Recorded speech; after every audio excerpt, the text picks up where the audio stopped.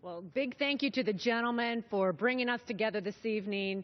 This is a very important discussion. It really goes to what's foundational about America and the Article 1 and the authority that rests in Congress as outlined in Article 1. So looking forward to this special order and hoping that we'll continue this discussion in the weeks ahead.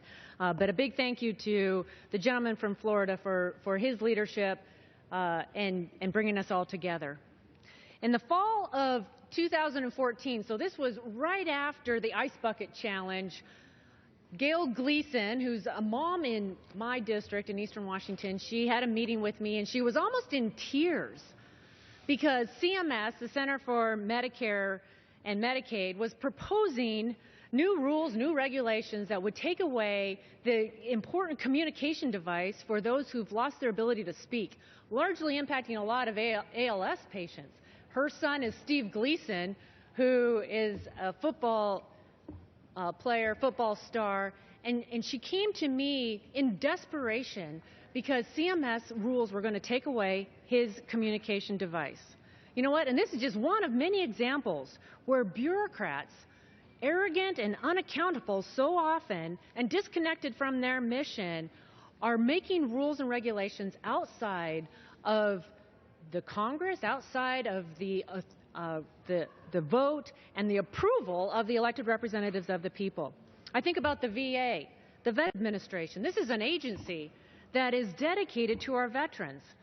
And so often our veterans feel like they get lost.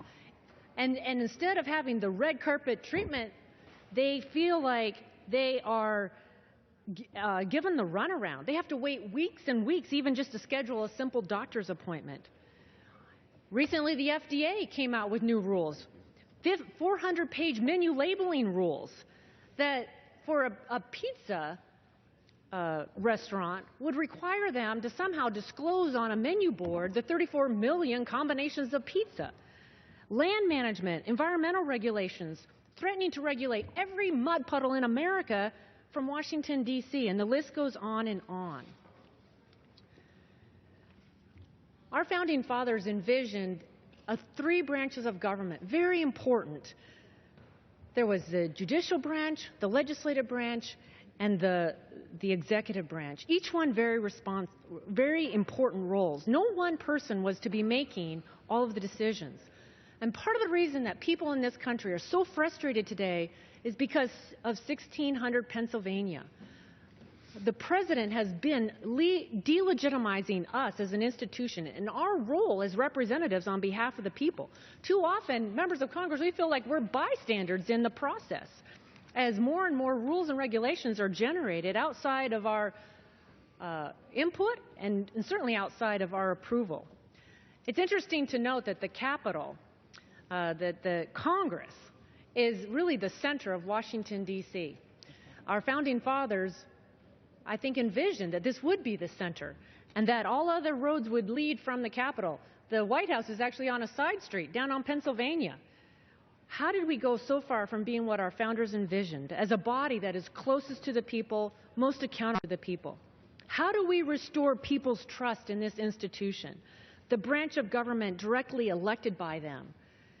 At the start is Article 1 of the Constitution, getting our government off of autopilot and restoring the decision-making that belongs in the House and in the Senate with the elected representatives of the people. There's many ideas out there to restore the balance of powers, but I wanted to focus on one in particular, a way that we can be positive disruptors, challenge the status quo, take back the power of the purse, and get the federal government off of autopilot. And that's by tackling what we refer to as unauthorized spending. There are hundreds of programs and departments that have stayed on the books despite the fact that their deadlines have come and gone.